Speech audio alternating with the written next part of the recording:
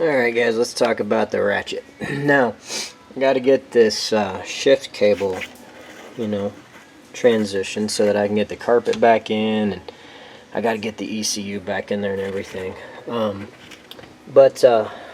So right there, you can tell, like, nothing's happening. That's neutral, right there. And so you gotta depress that to go to reverse. I'm not gonna, well, so hold that, and then, wow, you almost can't do that. Alright, so, I was in park. Anyway, it's a little tricky, but you just kind of feel your way through it. So, I'm going to go, so that is actually third because it's a reverse valve body. So, second, first. Now that's first, so getting this linkage set up. Knock my head off here.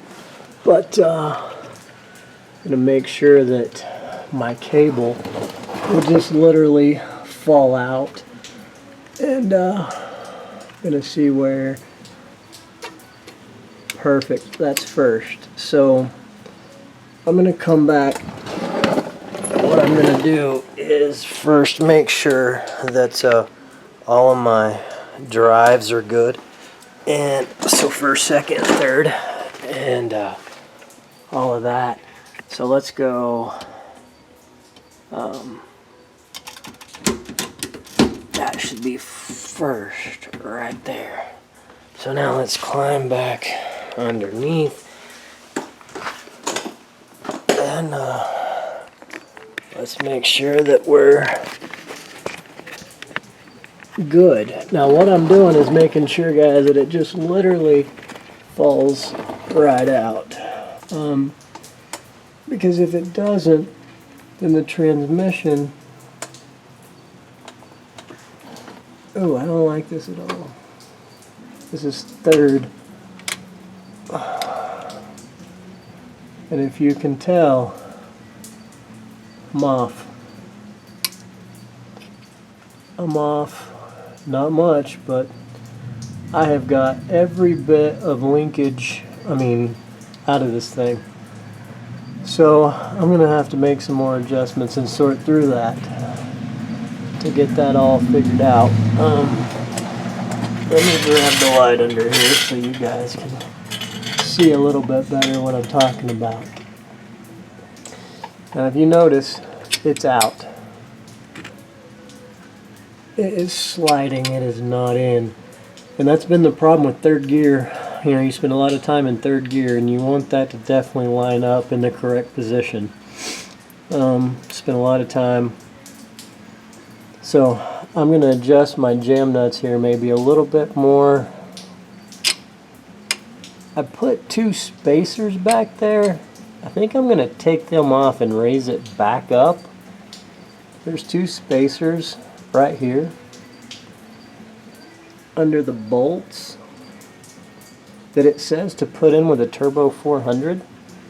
But I do not like the way that angles down like that. So I think I'm going to bring that back up, and that'll level that out a little bit more. And that may just give me, it'll actually lengthen it a tad, but anyway, I've been frustrated trying to figure out this shifter. But this is literally the last thing. I'm going to throw the ECU back in it, and this is the last thing I need to do. But one, and that should be drive right there, all the way back. So second, first, neutral, first, second, drive on a reverse valve body. So anyway, I'll do a little work there, get that sorted out, and I'll be back. Show you. Alright guys, so what I did, instead of using the Chevy pattern, I used the Ford pattern. F is the front, C is the middle, and R, Chrysler, I believe, is the back. So I use the F. Funny thing is, it lines up perfect. Don't really know why, but it works. Send it. So, it's not what the instructions said, but that's what we're gonna do. So, I put a little bushing right there on the cable, on the cross member, and I think I kind of like where the cable's at, but we'll go run this thing up and down the highway and make sure it shifts good and goes into all the gears like it should before we ratchet strap everything down for the ratchet shifter. So anyway, that was pretty easy. I mean, I just kind of marked it where it should be, and I was like, man, that's pretty close to the Ford hole, so I just used the F instead of the C. And you may can see the C right there, and then the F is, well, right where that cable is. But anyway, so yeah.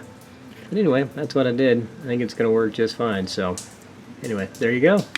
Sometimes you just got to make do with what you got.